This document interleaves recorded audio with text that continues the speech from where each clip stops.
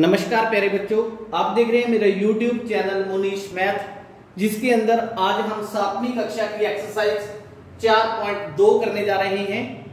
4.2 exercise का पहला प्रश्न है हमारे पास, समीकरणों को हल करना है हमने। इसका ए पार्ट है, बिल्कुल छोटे छोटे से प्रश्न है ये। ए पार्ट है हमारे पास x माइनस 1 बराबर में 0। हमने इसको हल करना है, तो कैसे हल करेंगे इसको? हल के अंदर आप लिखोगे x बराबर में, अब देखो यहां पे हमने इस साइड x की वैल्यू लिखनी है, ठीक है। मतलब एक साइड हमने चर वैल्यू रखनी है, एक साइड अचर वैल्यू रखनी है। हमने इस समीकरण के अंदर से x का मान ज्ञात करना है।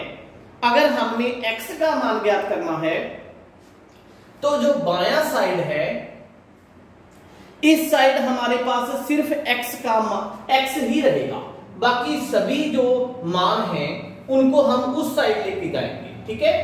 इस साइड सिर्फ चर वैल्यू रहेगी और इस साइड सभी अचर वैल्यू को हमने लेके जाना है। अब कई बच्चे कहेंगे सर जी चर वैल्यू अचर वैल्यू क्या होती है? जो x है, y है, z है, m है, n है, समीकरण के अंदर जो आते हैं इंग्लिश अल्फाबेट के, वो सारे चर वैल्यू होती है। और जो 1 2 3 4 5 9 10 15 ऐसे आता है वो अचर वैल्यू होती है। अचर वैल्यू को हमने उस साइड लेके जाना है। तो यहां पे माइनस का 1 है, कितने का? माइनस का 1 है।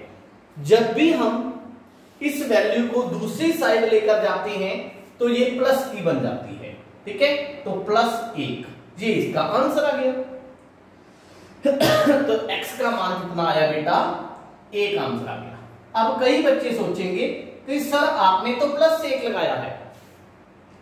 बेटा यहां पे ना हम प्लस का निशान लिखें या ना लिखें, ठीक है, इसका मतलब प्लस ही होता है जब तक कि हम उसके आगे माइनस का निशान नहीं लिख देते, ठीक है। तो ये हमारा पहला प्रश्न था। इसमें आपने एक बात याद रखनी है, इन प्रश्नों के अंदर अगर इस साइड प्लस का है तो उस साइड जाकर माइनस का बन जाएगा। अगर माइनस का है तो उस साइड जाकर प्लस का बन जाएगा। अगर गुना का है तो उस साइड जाकर भाग का बन जाएगा। अगर भाग है इस साइड तो वो गुना बन जाएगी। क्लियर हुई बात? इनको आपने याद रखना है। मतलब प्लस माइनस अपने आप का उल्टा होते हैं, गुना और भाग एक दूसरे का उल्टा होते हैं। जो प्लस वाला है वो माइनस में चला जाता है, माइनस का प्लस में चला जाता है, गुना का भाग में चला जाता है, भाग का गुना में चला जाता है, ठीक है। इसको आपने याद रखना है। बी पार्ट इसका करते हैं हम। बी पार्ट के अंदर इन्होंने कहा है x + 1 बराबर में 0। तो हल में हम क्या लिखेंगे? यहां प्लस का 1 है ना, इसके हिसाब से देखो आप माइनस का हो जाएगा उस साइड जाकर। तो x बराबर में 0 - 1। यहां पे मैंने 0 नहीं लिखी क्योंकि 0 में अगर हम प्लस करते हैं तो 0 + 1 1 ही हो जाता है। इसको ऐसे भी लिख सकते थे आप, 0 + 1। तो x का मान कितना आएगा? -1। क्यों आया? क्योंकि 0 तो कोई वैल्यू ही नहीं है, ठीक है। 0 में से 1 नहीं निकलता, तो 0 - 1 -1, ठीक। सी पार्ट इसका, सी पार्ट के अंदर कहा है x - 1 बराबर में 5। अब हल बोलो इसका क्या आएगा? x बराबर में 5, ये माइनस का 1 उस साइड जाकर प्लस का हो गया, तो x बराबर में 6, इसका आंसर आ जाएगा। क्लियर? डी पार्ट को हल करते हैं। डी पार्ट बिल्कुल आसान प्रश्न है ये। x + 6 बराबर में 2। तो हल में क्या होगा? x बराबर में 2 तो वहीं पड़ा है, उस साइड पहले पड़ा है। ये प्लस का जो 6 है उस साइड जाकर माइनस का हो जाएगा। तो x बराबर में, ये प्लस का 2 है क्योंकि इसके आगे कोई भी निशान नहीं है, तो ये प्लस है। 2 रुपए देने हैं, 6 रुपए देने हैं, तो 4 रुपए देंगे हम। क्लियर? ये हमारा आंसर है। या दूसरी तरह आप इसको ये भी समझ लो कि एक प्लस का है एक माइनस का है, तो माइनस होगा। 6 में से 2 गए 4, निशानी कौन सी लगेगी? बड़े वाली निशानी लगेगी। तो ये -4 आंसर आ जाएगा आपके पास। ई पार्ट y-4 बराबर में -7 कैसे हल करेंगे? हल y बराबर में, देखो -7 उस साइड पहले ही पड़ा है, उसमें हम कोई चेंज नहीं करेंगे। ठीक, हम चेंज कहां पे करेंगे? यहां पे चेंज करेंगे, क्योंकि मैंने आपको बताया है ना कि बाईं साइड कोई भी हमने अचर वैल्यू नहीं रखनी। तो -4 इस साइड पड़ा है, हमें यहां पे नहीं चाहिए, तो हम इसको उस साइड लेके जाएंगे, +4 हो जाएगा। y बराबर में एक माइनस का है एक प्लस का है, माइनस हो जाएगा तो 3 आएगा, निशानी कौन सी लगेगी? बड़े वाली। तो y का मान -3 हमारा आंसर आ गया। क्लियर? ये था इसका ई पार्ट। फिर एफ, जी और एच, ठीक है, 3 पार्ट बिल्कुल इन जैसे ही हैं। मैं आपकी प्रैक्टिस के लिए आपके ऊपर छोड़ता हूं बेटा। पहले के 3 पार्ट आपने खुद हल करने हैं, बोल के बता देता हूं। इस साइड -4 है, उस साइड +4 है, -4 उस साइड जाकर +4 हो जाएगा, तो 8 आंसर आ जाएगा। फिर 4 - 4 0 हो जाएगा जी के अंदर, एच के अंदर -4 -8 हो जाएगा। ठीक है, उसके बाद हम इसका सेकंड पार्ट करेंगे, क्योंकि पहला पार्ट आपको कंप्लीटली समझ लग चुका है। कोई भी प्रॉब्लम है तो आप YouTube के कमेंट बॉक्स में कमेंट करके पूछ सकते हो। मेरे चैनल को सब्सक्राइब जरूर कर लीजिए, क्योंकि जब भी नई वीडियो आएगी तो आपको उसकी नोटिफिकेशन आ जाएगी। दूसरे पार्ट को हल करते हैं हम। प्रश्न नंबर 2 के अंदर देखें, इन्होंने पहला ए पार्ट इसका क्या कहा है। ए पार्ट में दिया है 3l बराबर में 42, ये दिया है। अब बेटा मैंने आपको बताया था कि गुना किसमें चेंज हो जाती है? गुना का निशान भाग में चेंज हो जाता है ना, बताया था ना। तो यहां पे देखो चर और अचर की क्या है? गुना हुई है। जब बीच में कोई सिंबल नहीं होता तो उसका मतलब गुना होता है। तो इसके हल में हम क्या करेंगे? गुना को किस में बदलेंगे? भाग में बदलेंगे। l बराबर में 42, ये जो 3 था गुना में था, तो नीचे जाके ये भाग हो गया। 42 को 3 से भाग देते हैं, 3 एकम 3, 3 चौका 12, 14 आता है। तो l का मान हमारे पास 14 आ गया। क्लियर? बड़ा आसान प्रश्न है, बस आपने यह चीज याद रखनी है कि गुना किसमें चेंज हो जाती है? भाग में। ठीक, बी पार्ट इसका b/2 बराबर में 6। अब देखो ये 2 जो है इस साइड, आपको बताया था ना कि बाईं साइड जो भी आपके पास अचर वैल्यू है उसको हमने दाईं साइड लेकर जाना है। अगर भाग का है तो वो गुना में हो जाएगा। तो हल के अंदर ये जो b है ये तो वहीं पड़ी रहेगी, चर वैल्यू है, 6 वहीं पड़ा रहेगा, 2 भाग में था, उस साइड जाकर गुना हो जाएगा। तो b का मान कितना हो गया? 12। क्लियर? सी पार्ट इसका p/7 बराबर में 4, खुद कर लोगे अपने आप। ठीक है, क्योंकि 7 उस साइड जाकर गुना हो जाएगा। डी पार्ट करते हैं हम। डी 4x बराबर में 25। हल आपको बताया था यहां पे दोनों गुना में है, तो ये जो 4 है गुना में है, तो ये उस साइड जाकर भाग हो जाएगा। अब कई बच्चे सोचेंगे कि सर 25 पे जो 4 है, 25 है जो, वो 4 पे पूरा पूरा भाग नहीं होता, तो हम इसका आंसर यहां पे भी छोड़ सकते हैं। ये भी हमारा आंसर चलेगा, कोई गलत नहीं करेगा पेपर के अंदर। उसके बाद ई पार्ट, ई के अंदर इन्होंने लिखा है 8y बराबर में 36, 8y बराबर में 36। हल फिर वही बात, गुना में है दोनों, y बराबर में 36/8। कट आउट करो इनको कट करो। कैसे कट करेंगे? 4 9 36, 4 दूनी 8, तो y का मान कितना आ गया? 9/2। चाहे तो आप 9/2 लिख लो, चाहे 9 को भी आगे भाग दे दो, 4.5 आ जाएगा इसका आंसर। ठीक है, ये ई पार्ट था इसका।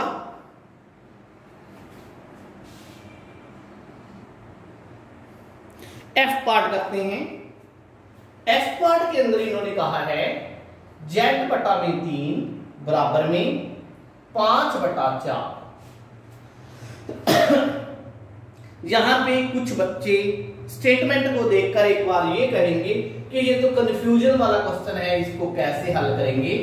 आपने अपने दिमाग में सिर्फ एक ही बात रखनी है कि हमने बाईं तरफ कोई भी अचर वैल्यू नहीं रखनी। ठीक है, हमने बाईं तरफ देखो, z तो हमें चाहिए, ये 3 हमें नहीं चाहिए, है ना। बाकी यहां जो रकम पड़ी है, जो नंबर जहां पड़ा है, पड़ा रहने दो। बस हमें जो बाईं तरफ है अचर वैल्यू नहीं चाहिए। इसके अंदर देखिए आप, z बराबर में 5/4 अपनी जगह पे सही पड़ा है। क्यों सही पड़ा है? क्योंकि ये तो सही है, इस साइड अचर चाहिए तो अचर है। 3 गलत था तो ये 3 भाग में था, भाग में था तो ये गुना में चला जाएगा, गुना में 3। तो z का मान 5 × 15/4, ये आंसर आ जाएगा। बड़ा आसान है, देखने में ऐसा लगता है कि क्वेश्चन थोड़ा टफ है, लेकिन कुछ भी नहीं है प्रश्न के अंदर। जी पार्ट देखें इसका, जी पार्ट के अंदर इन्होंने कहा है a/5 7/15। हल के अंदर हम लिखेंगे, गलत कौन है यहां पे, कौन गलत पड़ा है?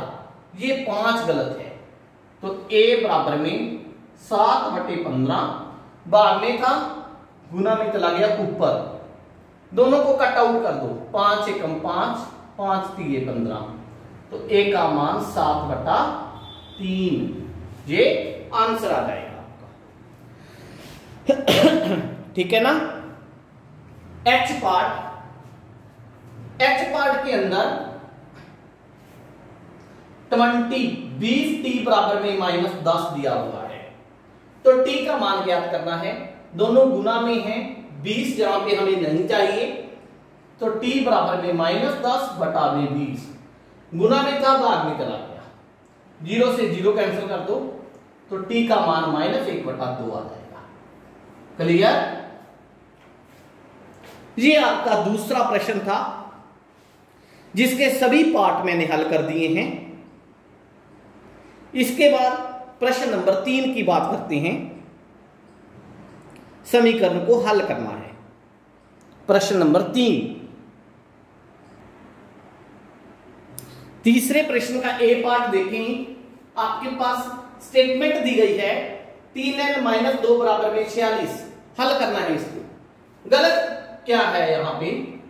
देखो, 2 गलत है, 2 को हमने उस साइड लेके जाना है, 3 भी गलत है, उस साइड लेके जाना है। हमें इस साइड तो सिर्फ क्या चाहिए? सिर्फ n चाहिए हमें।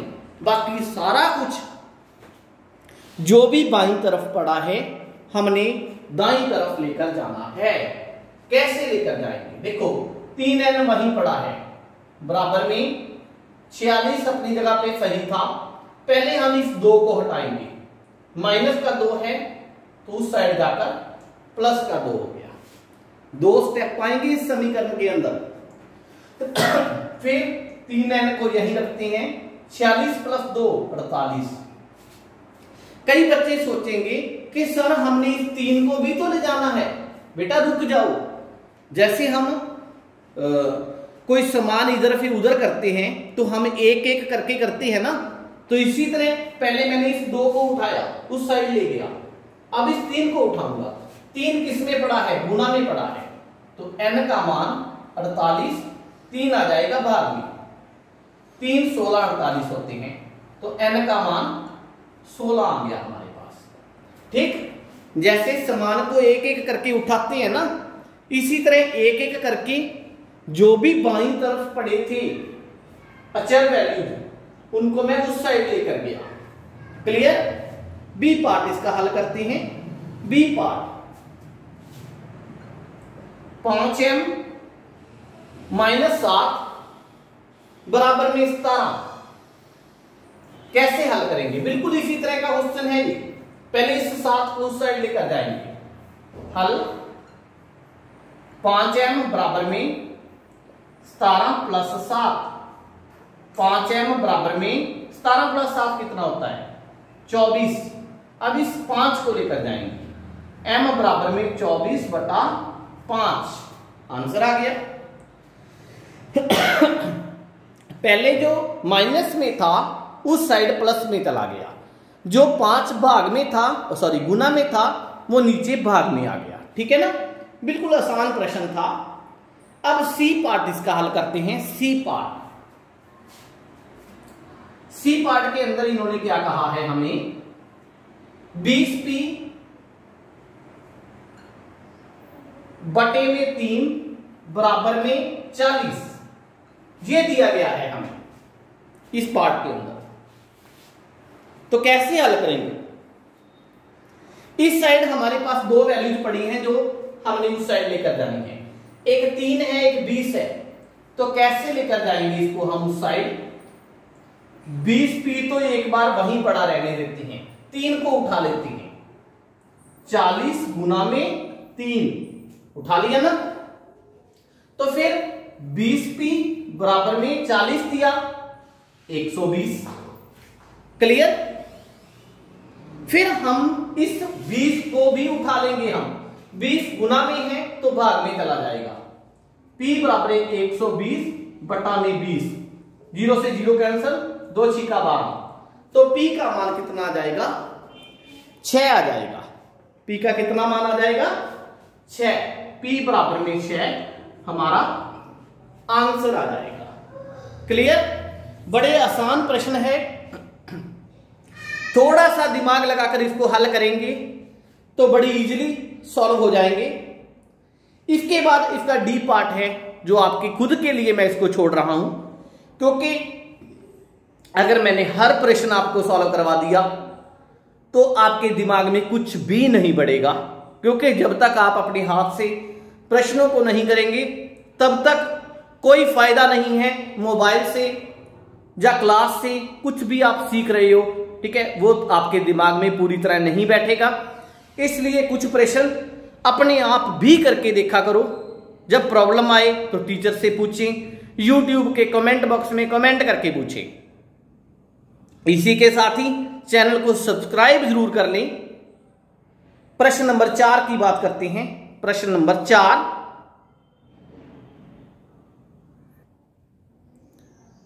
चौथा जो प्रश्न है, इसके पहले जो 3 पार्ट मैंने आपको हल करवाए हैं उनका मिक्स है, मिक्स प्रश्न डाले गए हैं। इनके अंदर मैं यहां पे हल नहीं लिखूंगा, ठीक है, थोड़ा जल्दी जल्दी प्रश्नों को हल करेंगे हम, ठीक है। तो फिर देखें पहला पार्ट 10p बराबर में 100, तो p का मान कितना होगा? 100 बटा में 10, ठीक, क्योंकि गुना में था भाग में आ गया। 10 गुना 10 100 होता है, तो p का मान 10 आ गया। क्लियर। इस पार्ट को देखते हैं। पहले इस 10 को हम उस साइड लेके जाएंगे। 10p बराबर में 100 माइनस 10, तो 10p बराबर में 90, तो p का मान कितना आया? 90 बटा में 10। 9 पे कट गया तो p का मान कितना आ गया? 9। क्लियर। उसके बाद ये 4 यहां पे भाग में पड़ा है, उस साइड जाकर गुना में हो जाएगा। p बराबर में 5 गुना 4, p का मान 20 आ जाएगा। समझ लग रही है ना प्रॉपर? मतलब जो हमने 3 प्रश्न पहले किए थे सभी को मिक्स करके इन्होंने प्रश्न डाल दिए। इस प्रश्न को देखें, ये 3 गलत पड़ा है, तो -p बराबर में 5 गुना 3, -p बराबर में 15, लेकिन हमें तो p चाहिए। -p का क्या मतलब हुआ कि यहां पे माइनस का 1 है, तो p का मान कितना हो गया? 15 बटा -1, p का मान माइनस का 15। क्लियर हुई बात? नीचे -1 था ना, उस माइनस ने P को 15 को माइनस का बना दिया। इसको देखिए, पहले भाग में है तो 3P बराबर में 6 गुना 4, 3P बराबर में 24, ये गुना में है P बराबर में 24 बटा में 3, 3 8 24 होता है, तो P का मान 8 हमारे पास आंसर आ गया। इस पार्ट को देखें, S बराबर में -9, ये गुना में था, भाग में चला गया, 3 3 9 होता है, तो S का मान -3। क्लियर है ना? बिल्कुल आसान प्रश्न है। अब तो आपकी इतनी प्रैक्टिस हो जानी चाहिए कि कोई भी प्रश्न आपको आ जाए तो आप बड़ी आसानी से हल कर पाएं। इसके बाद इसके कुछ प्रश्न और दिए हैं, उनमें से 2-3 प्रश्न आपको हल करके दिखाता हूं मैं। 3 स्टेटमेंट मैंने चौथे पार्ट की ओर लिख दिए और कुछ आपके लिए छोड़ दिए हैं 3-4 प्रश्न, आप खुद हल करके देखें उनको। पहला पार्ट है 3s बराबर में 0, तो s का मान 0 बटा में 3, तो s का मान कितना हो जाएगा 0, क्योंकि 0 के नीचे कितना भी बड़ा नंबर लगा लें उसका मान 0 ही रहेगा। यहां पे देखें 2q बराबर में 0 + 6 है ना, क्योंकि ये -6 उस साइड जाकर प्लस का 6 हो गया, तो 2q बराबर में 6, 0 + 6 6 होता है। अब ये गुना में है तो q बराबर में 6 बटे 2, 2 3 6, q का मान 3 आ गया।